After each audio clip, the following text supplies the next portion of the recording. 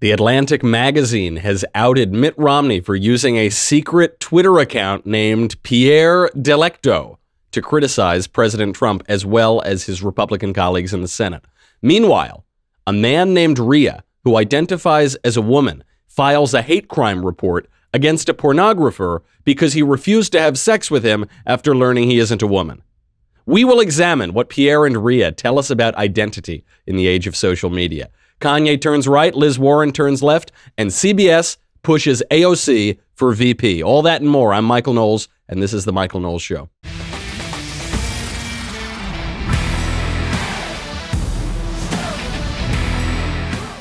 Pierre Delecto. We are all Pierre Delecto in the age of social media.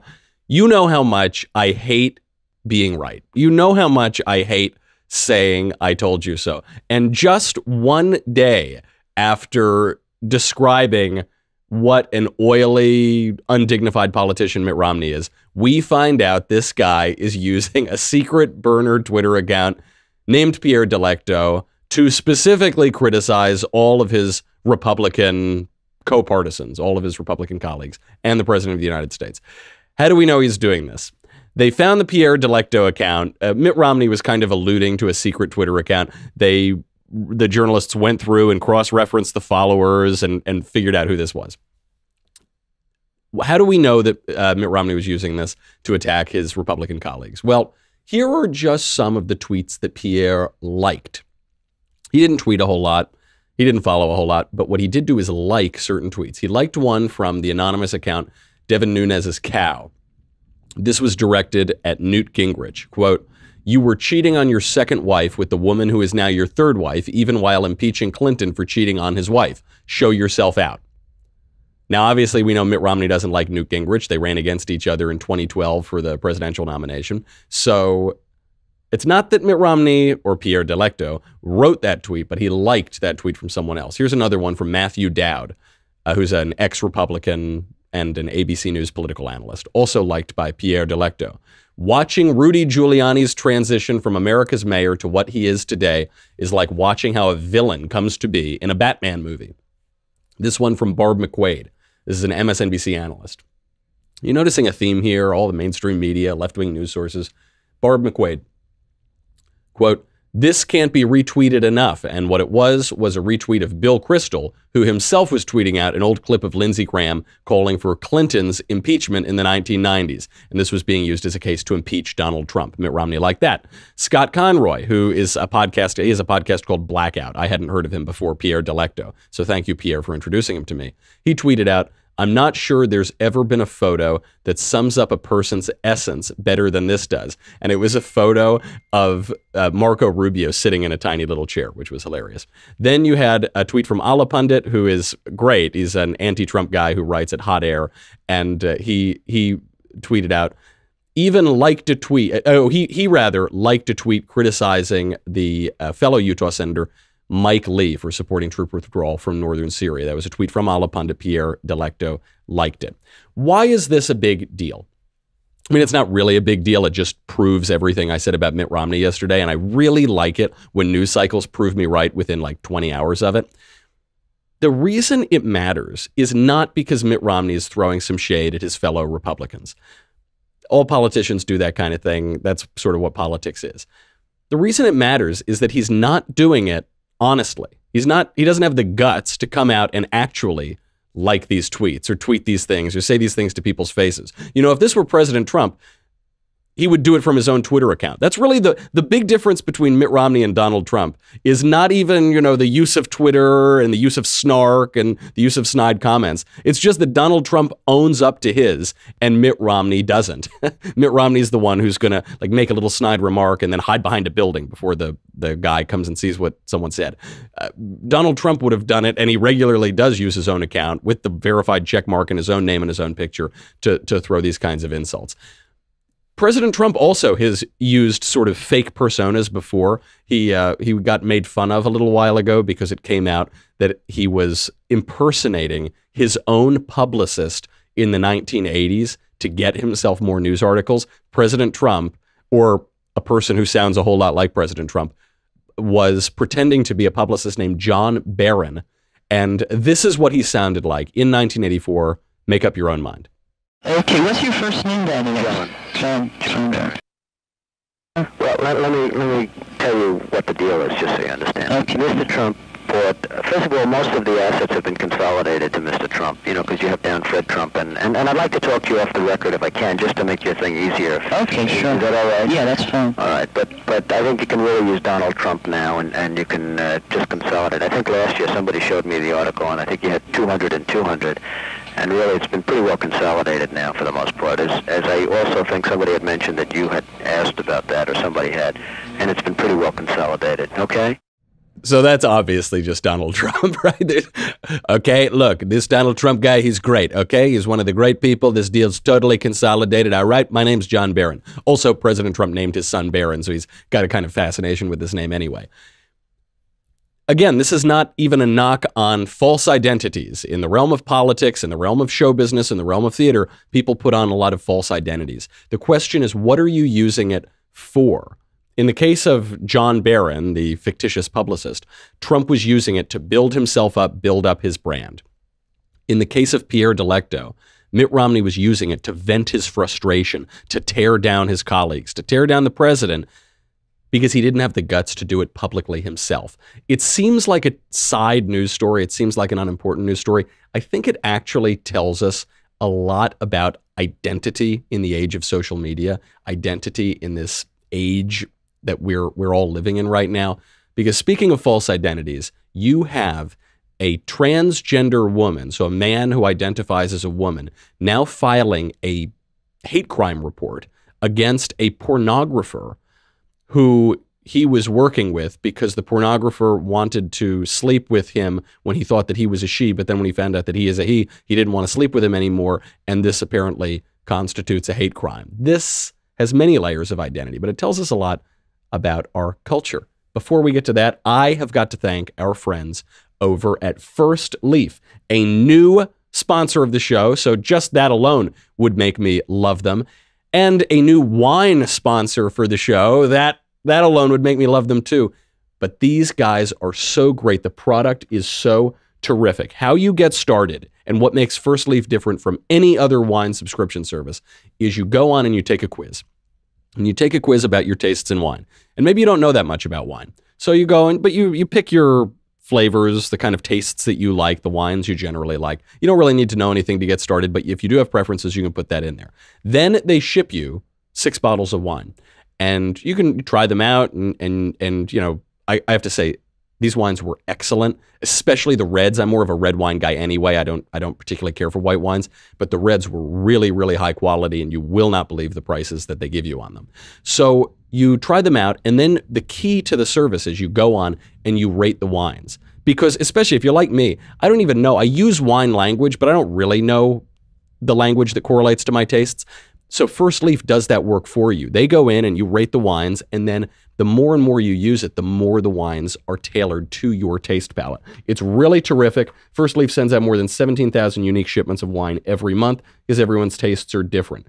Try First Leaf today. That is where buying great wine is made simple. Sign up with my link. You will get an exclusive intro offer. That is 6 bottles of wine for $29.95. It's an unbelievable deal, and the wine is really, really good. Plus, you get free shipping. Go to tryfirstleaf.com/Knowles, Knowles. That is 6 bottles of wine for only $29.95 plus free shipping at tryfirstleaf.com/Knowles, Knowles. You won't regret it.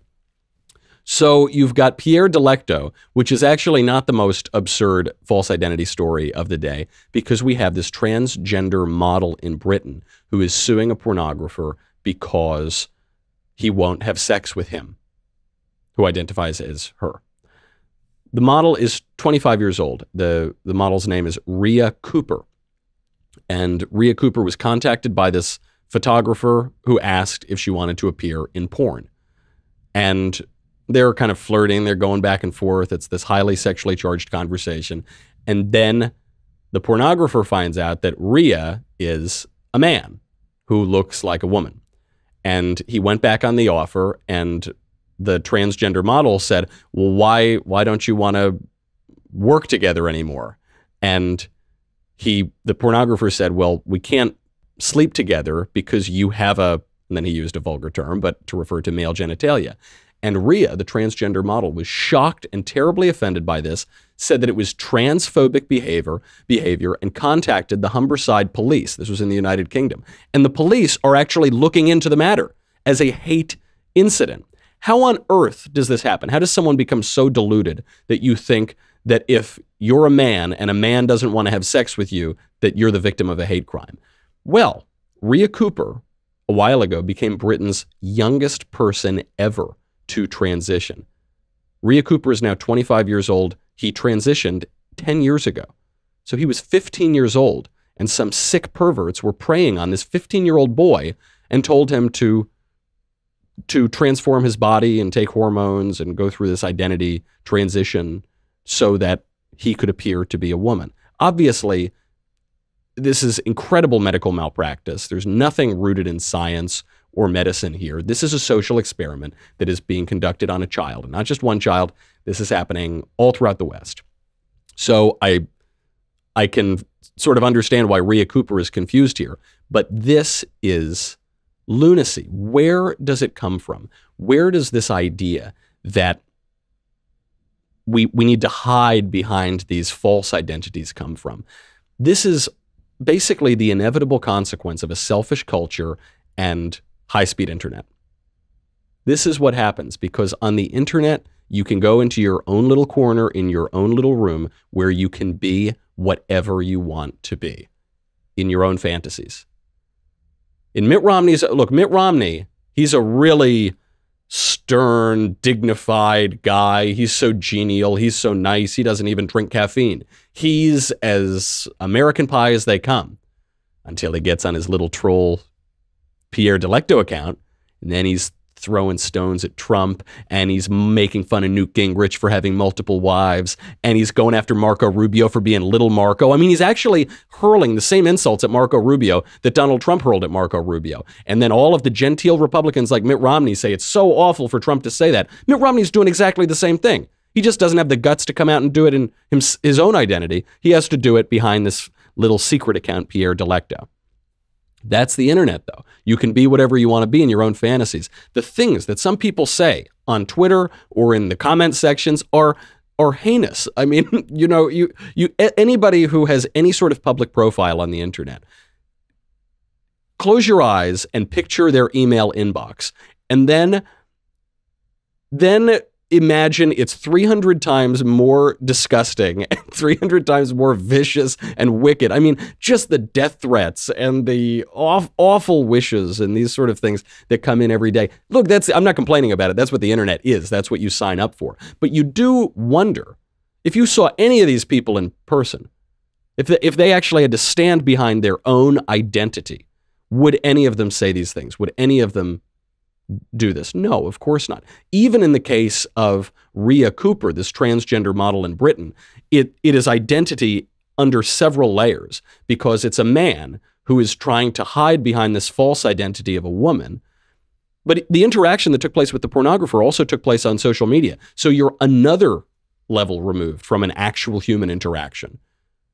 I suspect, I obviously don't know this transgender model, but I suspect if you got to know him in real life, and you said, listen, I'm a man and I don't want to sleep with you. It's nothing against you, but you're a man and I'm not attracted to men. And, that's kind of like one of the top reasons why this isn't going to work out. I suspect he wouldn't run out and file a police report. But because there's another level of removal from identity, this allows people to just indulge all of their worst inclinations, all of their own delusions. I mean, this actually, speaking of pornography, this is the illusion of pornography. In porn, you can live out any fantasy that you want. This is why it's so pervasive, especially with high-speed internet. Because you can do whatever you want. If you can imagine it, there's a porn for it. Okay, there was a liberal writer, Kurt Eichenwald, who he got caught. He posted a screenshot of something, and then the internet made fun of him because there was a tab of tentacle porn, which I have not researched since that news story came out, and I don't want to research, but, look, there's a porn for everything, and I guess that's what he was looking at. Anything you can imagine, there is some kind of titillating image for on the internet. And so you can live out that fantasy. But what's the reality? The reality of porn is that you're alone in a room with the blinds shut. That's the reality.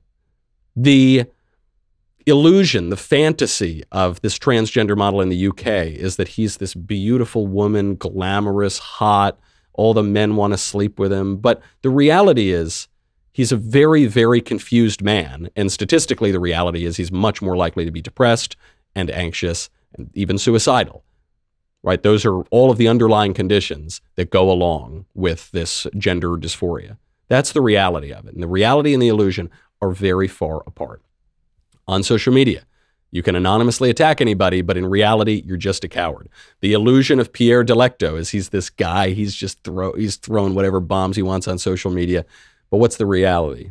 Mitt Romney getting his lunch eaten by Donald Trump when they're at that little dinner and Trump is smiling and Mitt Romney is so uncomfortably sucking up to him to try to get any appointment in the administration, trying to be appointed the Secretary of State or trying to get any other appointment. That's the reality, is this kind of quisling, weakling, and because we're uncomfortable with that reality, we want to live out these fantasies online. Most of all, what does it tell us about identity in the age of social media?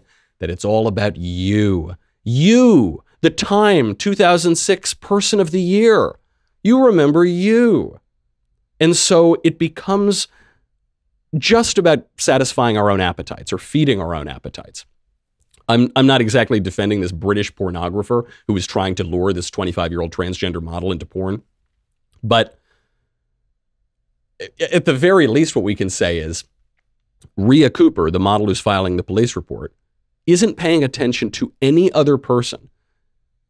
All he is concerned with is satisfying his own ego, to the point that now he wants to criminalize it if you're a man and you don't want to sleep with another man.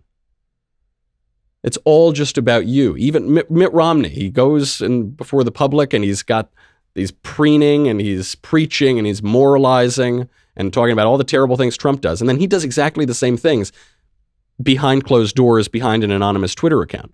But it's okay for Mitt Romney because he wants to do them. So it's no big deal. There's no issue here. What's the trouble with this? The trouble with this is feeding our appetites does not satisfy us. And listen, decadence is really fun, okay? You're talking to someone who feeds a lot of his own appetites. But ultimately, what you realize is if you eat too much food, you feel sick. If you drink too much booze, you get hungover. If you smoke too many cigars, you cough the next day. Feeding your appetites, you don't leave and say, gosh, I'm really glad I glutted myself last night. Boy, oh boy, what a good use of my time. No, of course not. This is true in all appetites. It's true in your stomach, it's true sexually, it's true even in other ambitions that you have. If they're just feeding yourself, they don't satisfy you.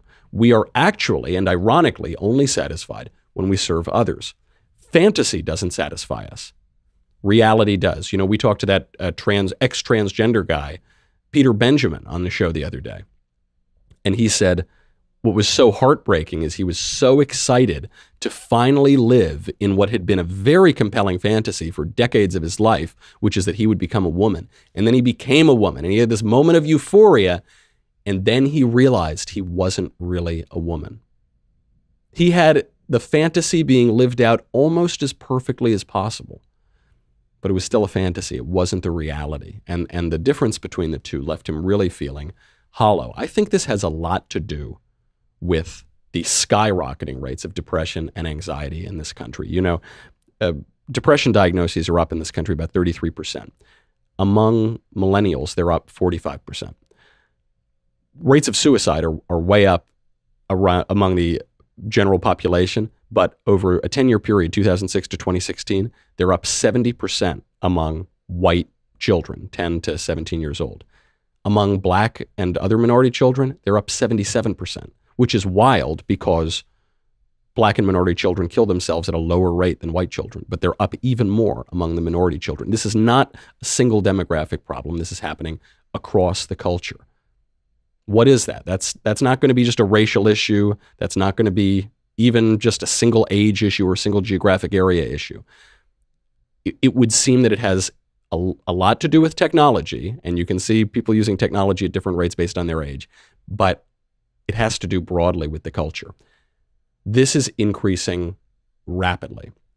It should be a warning cry. We do not want to be Pierre Delecto. Pierre Delecto, international man of mystery. Pierre Delecto is an international man of misery. You don't want to be forcing your fantasies on other people and criminalizing those who don't want to have sex with you. You don't want to force your fantasies on yourself either. They won't satisfy you either. And what's so amazing about this is you see somebody like Mitt Romney, who you expect to be the most prim and proper, put together, stable guy. You see him hiding and sniping behind this anonymous Twitter account. And then you see a guy like Kanye West. Kanye West, who embodies in many ways everything about our technological, postmodern, narcissistic age. And while Mitt Romney is running in the direction of that fantasy, while Mitt Romney is running in the direction of that anonymity and those petty snipes, Kanye West is running in exactly the other direction. He apparently nearly quit rap when he had this conversion experience to Christianity. There was a friend of his, Adam Tyson, who is the head pastor of the Placerita Bible Church, apparently knows Kanye West. And Kanye came to him and said, I don't even want to rap anymore. And Adam Tyson, I guess, talked him out of that. But that's how serious, that's how profound Kanye's conversion or reversion experience was. Here he is. One time he told me that he wasn't going to rap. I said, why not? He said, well, that's the devil's music. And I said, hey, man, rap is a genre. That's right. You can rap for God. Yeah. I think he was already thinking about it a little bit, but I just definitely said, hey, bro, I think you need to use your talents that God's given you and use that platform for God. I am so glad you said that. Man, I'm glad you said that. I think he was already thinking about it. I'm not going to take any credit for that, but I definitely was pushing him hard in that direction. I mean, in fact, I asked him, I'm like, hey, man, have you heard of Lecrae? Yeah. He's like, nope. You heard of Flame? Nope. Tadashi? Nope. Triple E? Nope. Seven? He didn't heard of any of those guys. No. So, I mean, I'm sure he's heard of them now. I was going to connect them with some of those guys, but he kind of likes doing his own thing, man. He's like, you know, he just does what he does. And all I'm trying to do is help him be rooted and grounded in God's word. Now, probably that head pastor should have just told him not to rap because rap is the devil's music. So I think he got that one wrong. But even if he didn't, this guy, he sounds like a really nice, like cool pastor guy. So whatever, that's fine. Hopefully Kanye's new album will be good and give glory to God and try to elevate the culture in some way. But even Kanye was right. I mean, Kanye was right, and this pastor was largely wrong, I think, on the question, which is Kanye appears to be experiencing a submission of the ego or a restraining of the ego. And for somebody like Kanye West, that's got to be, on the one hand, kind of easy because he's got ample ego to restrain, but on the other hand, really hard. He's the top of the heap. He's like the biggest celebrity in the world other than Donald Trump. And so he's getting all of these plaudits, all of these accolades. For anybody, that's very difficult. And he's a hip-hop star. He's a rap star. And rap is the most boastful genre of music, probably. So it is very difficult. And yet he awoke to it and he said, oh, none of this stuff is making me happy. Yeah, I'll just quit rap music. Who cares? That's actually the right attitude. Now, if he can reach more people by rapping and sort of elevate the culture, like, fine, I guess that's okay. But I'm actually more with Kanye's first impulse here. I think it's terrific that he had that idea. He said, oh yeah, this is bad, I'll do something else. Those are two choices that we have in the culture. And it does come down to identity. What it comes down to is where you find your identity. When God is asked in the Bible, who are you? He says, I am that I am. True in the Old Testament, true in the New Testament. Moses says to God, who shall I tell them you are? And he says, tell them I am that I am. Christ says in the Gospels, before Abraham was, I am. I am the essence of being. And sane cultures root their identity in God. It's not even that difficult to understand that concept, because these things of this world are fleeting. If I root my identity in having a podcast, and then someday I lose my podcast, I've lost my identity. If I root my identity in having nice bushy head of brown hair, then one day I lose my hair or my hair turns gray, I lose my identity. If you root your identity in temporal things, you're going to lose it eventually. If you root your identity in permanent things, you won't. And the permanent thing, the essence of being, is God himself. So that's what you have to do. When you don't do that, you are left with a pathetic question. And the pathetic question is, Who am I?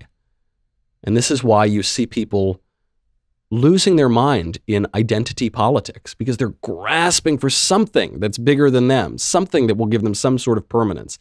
And that might be racial solidarity or sexual solidarity or class solidarity. But those things don't give permanence either, because even those are social creatures. Even those are things that change. Even those are things of this world that will pass away. Very difficult time to live in when Kanye West has greater clarity about the culture and about religion and about identity itself than the 2012 Republican nominee for president. That's a very difficult time for the culture when the 2012 Republican nominee for president has more in common with a UK transgender model than he does with a sort of a stable person, a very stable genius, you might say. Those are the times we're living in, though. We've got to get to the 2020 election because Liz Warren, who was running on the one hand to moderate in recent weeks, is now running back to the left, and the mainstream media is following her. The mainstream media has a great idea for the vice president if Bernie Sanders is nominated by the Democratic Party. And all of this is having an effect on President Trump, though it's probably not the effect that they want. We'll get to all of that in a second. First, I've got to say goodbye to Facebook and YouTube. And by the way, what I have to plug is a Daily Wire exclusive here. The NBA season is starting this week. Do you know what that means? That means that the loudest, the most celebrated, and the highest paid leftists say that it is their duty to defend their freedom of speech by kneeling in protest during our national anthem and completely disrespecting our own country.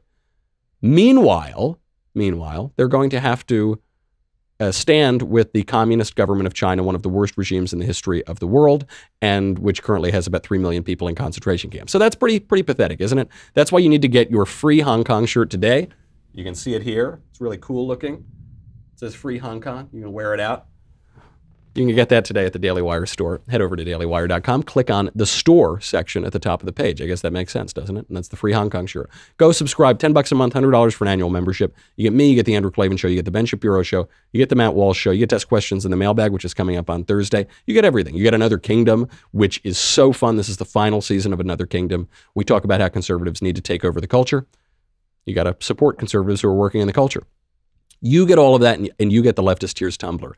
And you are going to need it because the latest from the 2020 campaign trail ain't looking good for the left. Head on over to dailywire.com. We'll be right back with a lot more.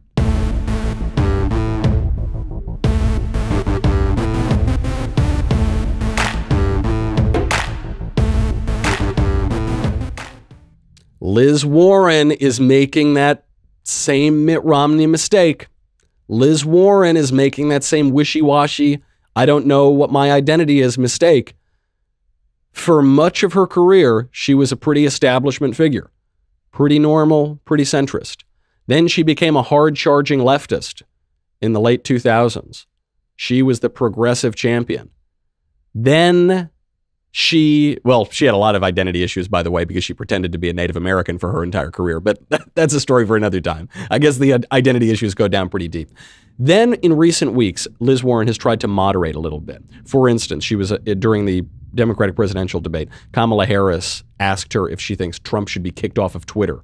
Should one of the largest media platforms in the world kick off the president of the United States? And Liz Warren held herself back. She said, I don't know that I'd go that far, because she knows that's not going to win over any voters in Peoria. Well, Liz Warren is going back to the left again. She just recently, in an impromptu press session, said that she would consider cutting off aid to Israel if they don't surrender and follow leftist policies. Question about Israel. Will you make American aid conditional on a freeze to settlement building?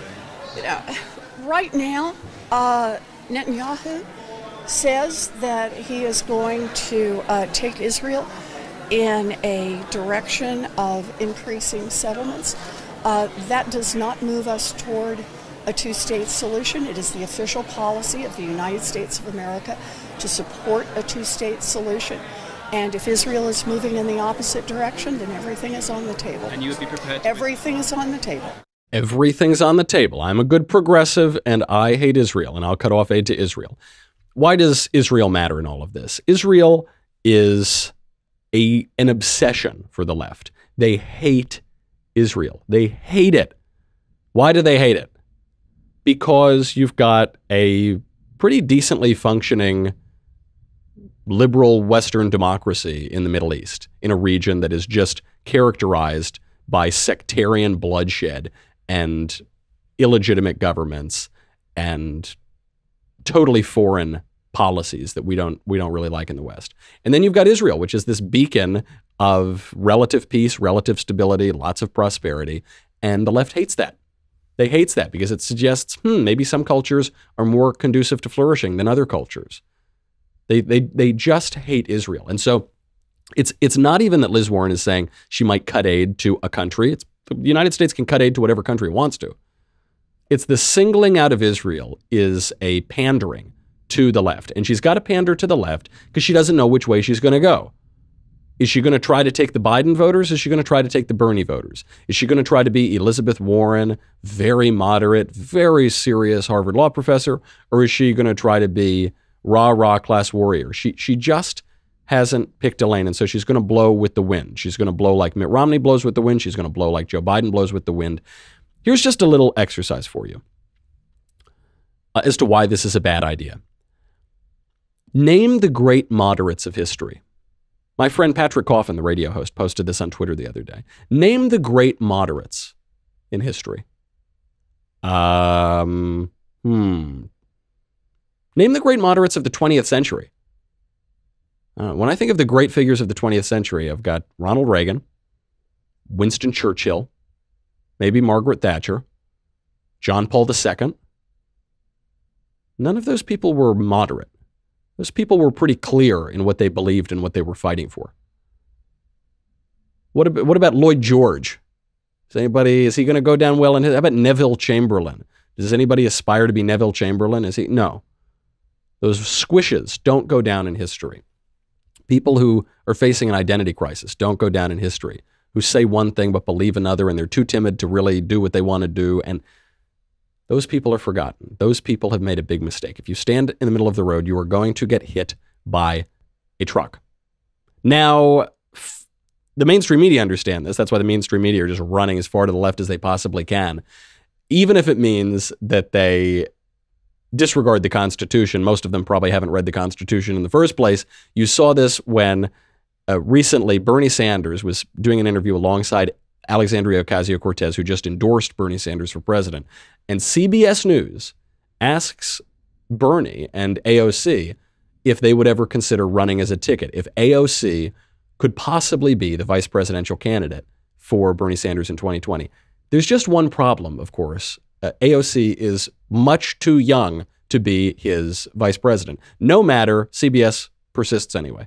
If you are the nominee, Senator, would you consider the Congresswoman as your running mate?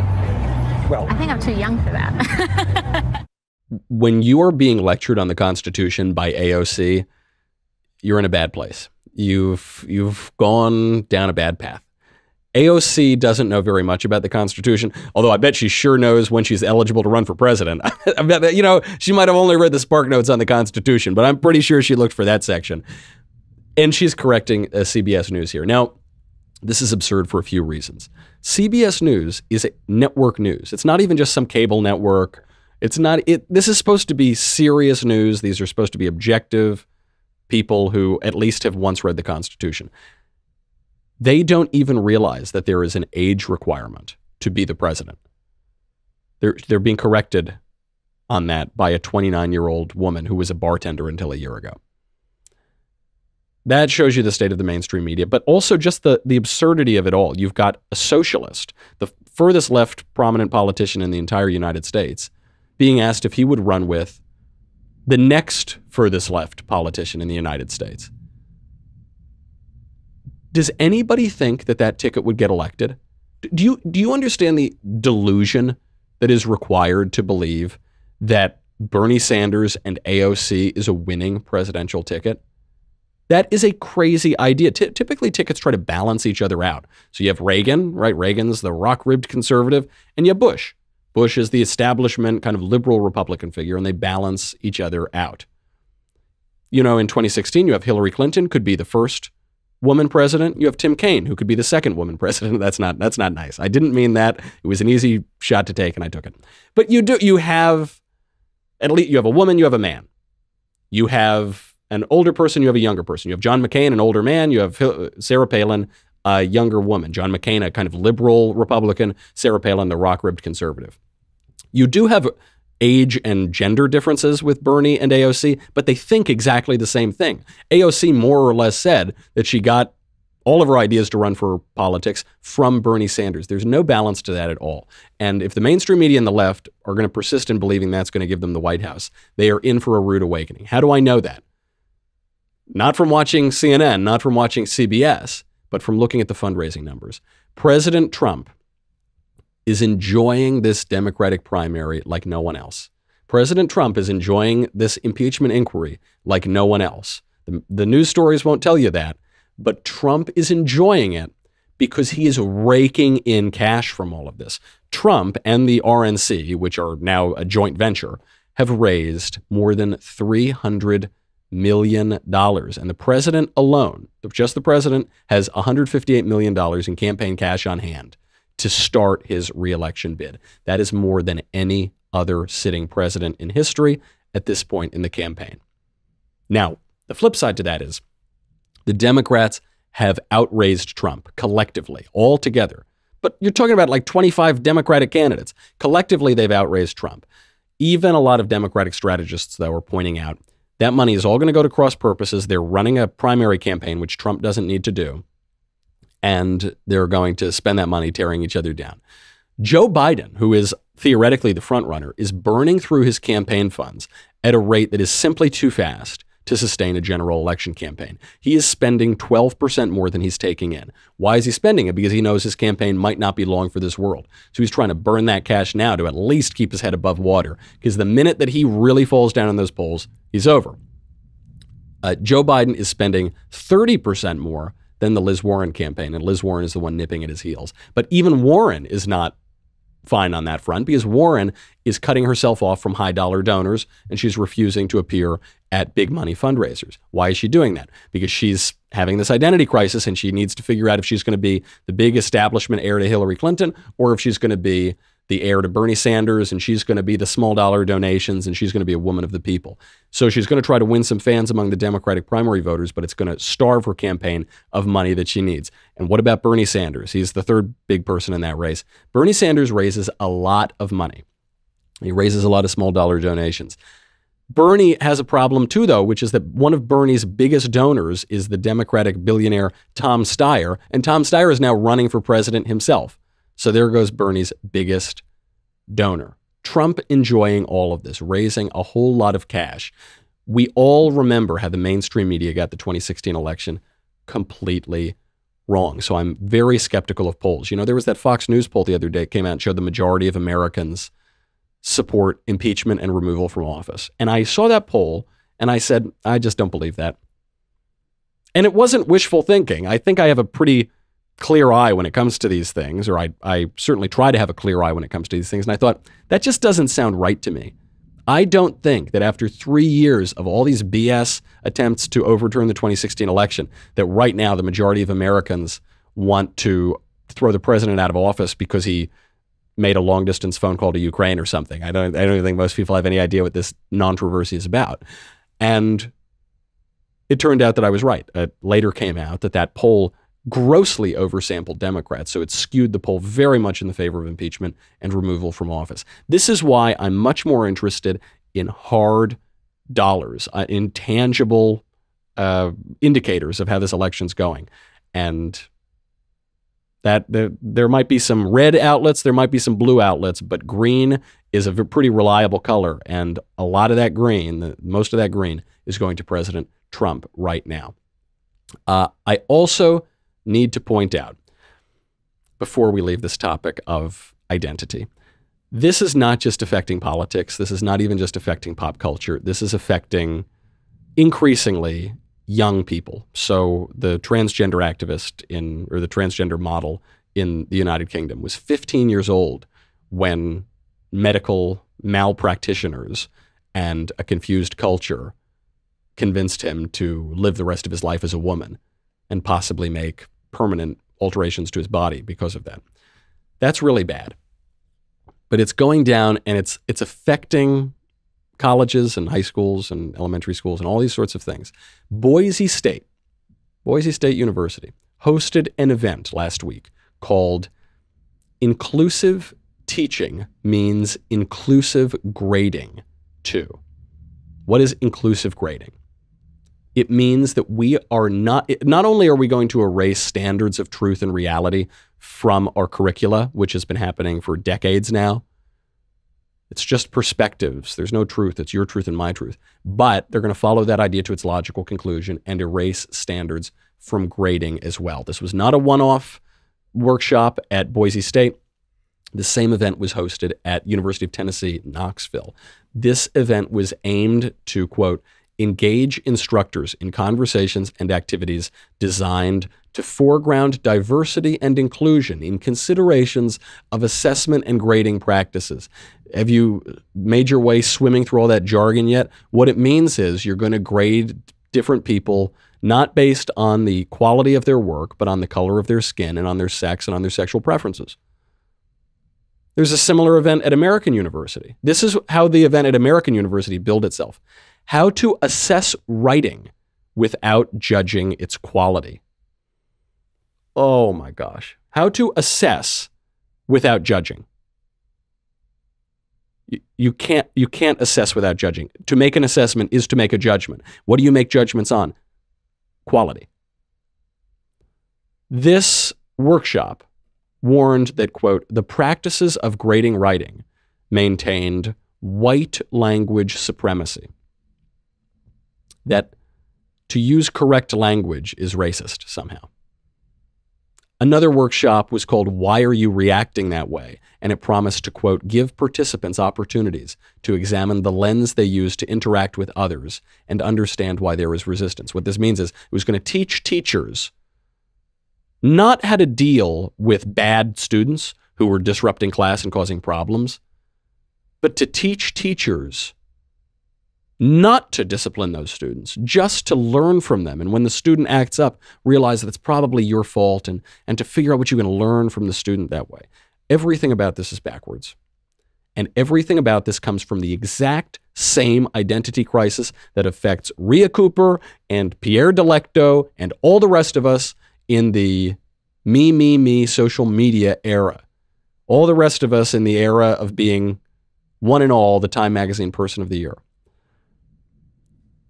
With the writing quality, writing expresses and reflects your thoughts. To write well is to think clearly, which is why it's so hard. That's what the great historian and writer David McCulloch said.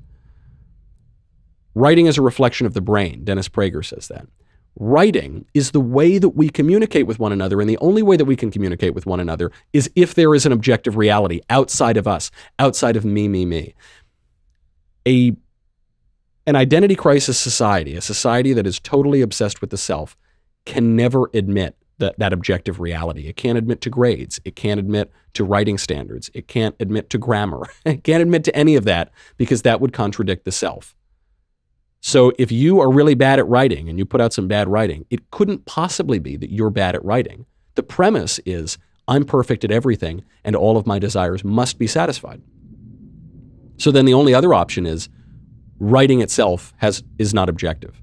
It couldn't possibly be that you got a bad grade because you're a little slow or you didn't do the work or you're a little bit lazy or you stayed up too late going to a party. Couldn't be that. It's that the work itself can't be objective or that the teacher is missing something. It can't be that you acted up because you're poorly raised and badly behaved and you have no discipline.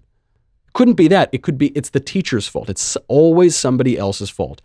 That way lies misery. That identity crisis lies misery. It comes right down to the central problem of preferring fantasy to reality, to preferring the indulgence of our own appetites to the satisfaction of eternal longings, bigger longings than ourselves. And it comes down to the identity question. Who are you? In a sane society, it's the simplest question in the world. In a society that's lost its way, that's lost its mooring, it's the most pitiful question that few people, if any, can answer. That's our show. I hope you can answer that show. I don't have much of an identity crisis. I know that I am Michael Knowles, and this is the Michael Knowles Show. Get your mailbag questions in for Thursday. I'm heading over to the University of Florida at Gainesville, so we're going to be doing a speech there for the rest of my YAF tour, and we'll be talking about even more uncomfortable truths in this culture of fantasy. See you then.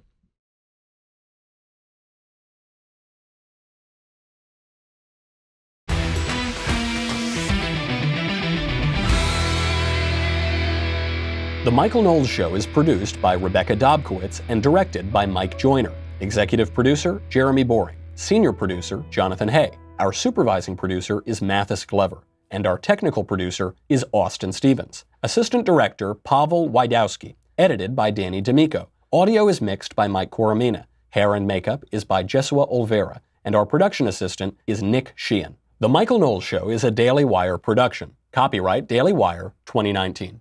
Hey everybody, it's Andrew Klavan, host of The Andrew Klavan Show. You know, some people are depressed because the American Republic is collapsing, the end of days is approaching, and the moon has turned to blood. But on The Andrew Klavan Show, that's where the fun just gets started. So come on over to The Andrew Klavan Show and laugh your way through the apocalypse with me, Andrew Klavan.